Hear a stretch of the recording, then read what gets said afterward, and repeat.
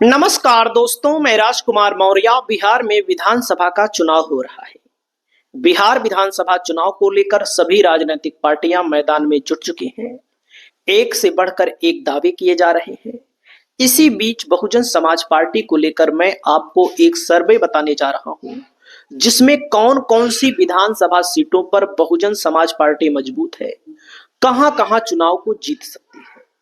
दोस्तों, बहुजन समाज पार्टी को लेकर आपकी क्या राय है? आप लोग अपनी राय को बताइएगा। पिछली बार जब 2020 में चुनाव हुआ था तो बसपा को एक सीट मिली थी चैनपुर। जमा खान बहुजन समाज पार्टी के विधायक बने थे बिहार में। फिर जनता दल यूनाइटेड नीतीश कुमार ने शामिल करवा लिया अपनी पार्टी में। उसके बाद बसपा का जो विधायक था, विधानसभा में संख्या हो गई 0। उत्तर प्रदेश में 2022 में चुनाव हुआ। बसपा के इकलौते विधायक जीते उमाशंकर सिंह। यही होती है राजनीतिक स्थिति, किसी पार्टी के प्रति समर्पण।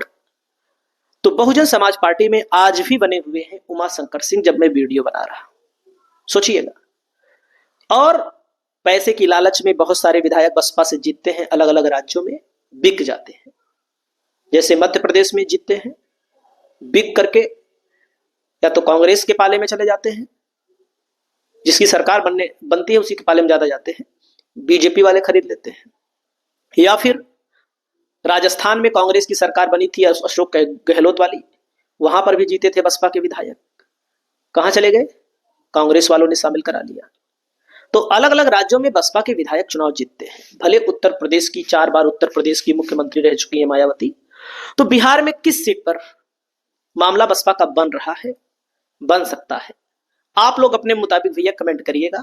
आप किसी भी राजनीतिक पार्टी के कार्यकर्ता हो सकते हैं।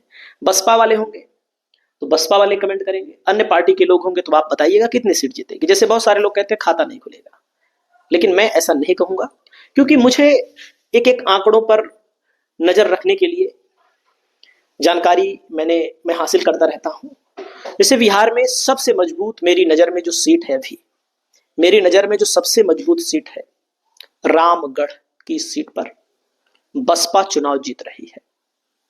1000 से हार जाए, 500 से हार जाए, 2 वोट से हार जाए, वो अलग विषय है। रामगढ़ में दोस्तों पिछली बार आरजेडी के प्रत्याशी को बसपा ने इतना पीछा कर लिया था। आरजेडी का प्रत्याशी केवल 189 1 कम 90 वोटों से आरजेडी का प्रत्याशी जीता था। हालांकि वो बाद में सांसद बन गया, सुधाकर सिंह, बक्सर लोकसभा से। सांसद बनने के बाद सीट खाली हुई, बसपा ने उपचुनाव लड़ा, सत्ता के खिलाफ लड़ा। तब बहुजन समाज पार्टी 1362 वोटों से चुनाव हारी थी। रामगढ़ में बसपा ने प्रत्याशी अपना जो खड़ा किया है, सतीश यादव जी हैं। बेहतरीन नेता के तौर पर जाने जाते हैं। रामगढ़ विधानसभा क्षेत्र में यही उपचुनाव लड़े थे बसपा से। सत्ता से लड़ते हुए, टकराते हुए मात्र 1362 वोटों से हार गए थे। यानी कि जिस सीट पर मेन चुनाव में, आम चुनाव में 189 से हारी थी बसपा, कुछ लोग कहते हैं तुक्का उक्का नहीं, यहां बसपा का जनाधार है, इसमें कोई दो राय नहीं है। तो 1362 वोटों से सत्ता से लड़ते हुए सतीश यादव जी चुनाव हार गए। लेकिन सतीश यादव पर एक बार फिर से बहुजन समाज पार्टी ने दांव लगाया है। सतीश यादव कड़ी मेहनत कर रहे हैं। और यहां पर देख सकते हैं बसपा का वोट था 32.3%। देख लीजिए, 32.3% वोट बहुजन समाज पार्टी का था, 32.4% आरजेडी का था, 31.2% किसका था? बीजेपी का था। तो दोस्तों, ये सीट अभी बीजेपी के कब्जे में है, क्योंकि उपचुनाव हुआ, बीजेपी ने इसको जीत लिया। तो यहां पर उपचुनाव में मैंने जो आपको बताया 1362 वोट से सतीश यादव चुनाव हारे थे। मेरे आकलन में यह सीट आरजेडी नहीं जीत रही है। वैसे तो मैं कई सीटों पर बता रहा हूं आरजेडी जीत रही है, लेकिन इस सीट को इसलिए नहीं जीत रही है, जैसे अशोक कुमार सिंह को बीजेपी की तरफ से टिकट मिला है, और जो टिकट मिला है बीजेपी की तरफ से अशोक कुमार सिंह को। और यहां पर दोस्तों रामगढ़ में अजीत सिंह को टिकट मिला है, सुधाकर सिंह जो क्षत्रिय समाज से आते हैं, ये भी क्षत्रिय समाज से आते हैं, वहां से मिला है आरजेडी से। तो आरजेडी के लोग उनको वोट नहीं देना चाहते हैं, क्योंकि यादव समाज के लोग, दलित समाज के लोग, मुस्लिम समाज के लोग, क्योंकि वही विधायक बनते रहे, इसके पहले भी कुछ सांसद भी बने हैं, तो लोग उनको पसंद नहीं करते हैं। उन्हीं के भाई को टिकट दे दिया, अरे यार को देते तो लोग, जनता नया कैंडिडेट चुनती। तो ये सीट महागठबंधन जीत रहा है। मोहनिया की जो सीट है दोस्तों, मोहनिया की सीट पर महागठबंधन के प्रत्याशी का पर्चा, बसपा का मैंने बताया है, बीच में गलती से महागठबंधन बोल दिया हो तो सॉरी। मोहनिया में दोस्तों मैं आपको बताना चाहूंगा बहुजन समाज पार्टी बड़ी मजबूत है, बड़ी मजबूती में यहाँ पर आरजेडी के प्रत्याशी का पर्चा खारिज हो गया। यहाँ पर रवि पासवान जी है, रवि पासवान जी है, इनके पिताजी छेदी पासवान विधायक रहे हैं, जेडीयू से बीजेपी में रहे हैं। और ये है दोस्तों संगीता कुमारी, इनको आरजेडी ने पिछली बार टिकट दिया था, भयंकर वोटों से चुनाव जीत कर आई थी, लेकिन बीजेपी के पास कैंडिडेट तो रहता नहीं है, इन्हीं को टिकट दे दिया बीजेपी ने। अब यहाँ पर इनका वाकर चुनाव चिन्ह है, बच्चों को चलने वाला जो लकड़ी वाला बनता था पुराने जमाने में, वही चुनाव चिन्ह इनका है। इनका तो कमल का फूल है, लालटेन यहाँ पर चुनाव चिन्ह नहीं है। यहाँ पर हाथी का जोर लग रहा है, हमें दिखाई दे रहा है। अगर हाथी को यहाँ पर अच्छा प्रत्याशी भी है, पढ़ा लिखा, BA, BEd, super TET qualified teacher और गायक है, ओम प्रकाश दीवाना जी एक बेहतरीन गायक है, लोक गायक है, बड़ी मजबूत तैयारी, बहुत गली गली में खाक छान के बहा दे रहे हैं, बड़ी मेहनत कर रहे हैं। तो जनता जनार्दन के हाथ में ही फैसला है, लेकिन बसपा का अपना आधार वोट है यहाँ पर। अब चुनाव जिताऊ स्थिति हो सकती है, 100% मैं नहीं कह सकता हूं क्योंकि थोड़ा सा कंफ्यूजिंग मामला है यहाँ पर, लेकिन चुनाव जीत सकते हैं क्योंकि पिछली बार आरएलएसपी से सुमन देवी लड़ी थी, 39,855 वोट इनको मिला था भैया। आरएलएसपी मतलब बसपा का, उपेंद्र कुशवाहा का, ओवैसी का गठबंधन हुआ था पिछली बार। ओवैसी तो 5 सीट जीत गए, उपेंद्र कुशवाहा कोई सीट नहीं जीते, बसपा 1 सीट जीत गई, 1 सीट पर 89 वोटों से हार गई।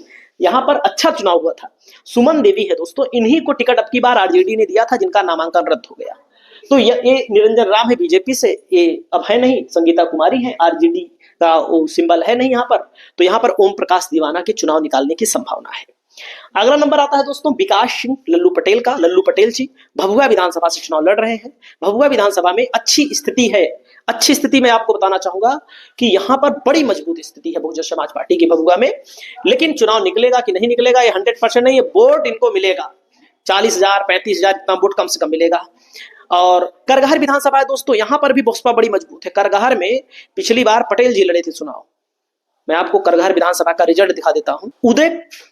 उदय प्रताप सिंह पटेल है, देखो 47,000 वोट पाए थे। और यहां पर अब की बार एक नए नेता की एंट्री हुई है, जनता दल यूनाइटेड तो लड़ी रही है, रितेश पांडे। अगर रितेश पांडे कुछ वोट इसका काट दिए, कांग्रेस लड़ रही है यहां पर, कुछ वोट जेडीयू का काट दिए, तो इन सब का वोट कम हो जाएगा, ऑटोमेटिक कम हो जाएगा, ऑटोमेटिक 100% कम हो जाएगा भाई। अगर इनके 10-20,000 काट, 10-15,000 काट दिए, इनका काट दिए। अब यहां पर बसपा को इतने वोट मिल जाए चुनाव जीत जाएगी बसपा, कितने वोट मिल जाए बस। बसपा बड़ी मजबूत स्थिति है, लेकिन मिलेगा कि नहीं मिलेगा ये प्रश्न चिन्ह है यहां पर। लेकिन वोट तगड़ा मिलेगा, लेकिन दावा कर रहे हैं सोशल मीडिया पर लोग, चैनपुर में जीतेगी, रामपुर में जीतेगी, रामगढ़ में, भभुआ में, मोहनिया में, लोग इन सब चीजों को लेकर के दावा कर रहे हैं। तो दोस्तों आपको क्या लगता है, आप लोग कमेंट करके बताइएगा। बिहार की राजनीति में ये धुरंधर है, इसी धुरंधरों के बीच में बहुजन समाज पार्टी भी है। जो सच है मैं बता रहा हूं, मैं झूठ तो बोलता कम हूं। आपकी जो राय हो आप अपनी राय बताएं। नमस्कार।